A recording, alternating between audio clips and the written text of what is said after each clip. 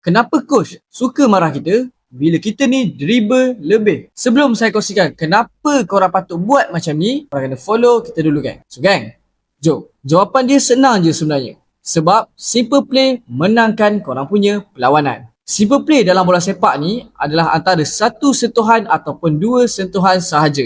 Dengan cara ni, bola akan bergerak lebih laju daripada pemain. Jadi bila bola bergerak dengan laju, akan kurang sentuhan pada pemain, kurang risiko hilang bola dan juga tempo permainan akan jadi lebih hidup. Apa yang penting, bila korang buat benda yang simple, korang pun akan kurangkan korang punya mistake. Bila korang selalu dribble yang berlebihan, korang akan cepat hilang bola. Pihak lawan boleh buat counter attack dan juga teammate korang kena kejar bola tu balik. Jadi simple play ni bukan bermaksudnya lemah, tapi maksudnya korang bijak baca permainan. Sebab tu antara pasukan gergasi Eropah, kalau ikut falsafah Pep Guardiola, korang kena hantar bola dengan cepat, kawal tempo permainan dengan laju dan korang akan menangkan permainan. Jadi bola sepak ni bukan sebenarnya pada skill, tapi sebenarnya pada siapa yang paling cepat buat keputusan. Jadi kat sini, ada ke kawan-kawan korang yang suka dribble bola banyak-banyak? Cuba tag dia orang. Jadi yang mana berminat untuk dapatkan kasut-kasut bola yang berada di SMT Sport, korang boleh datang secara walk-in ke SMT Sport ataupun beli secara online.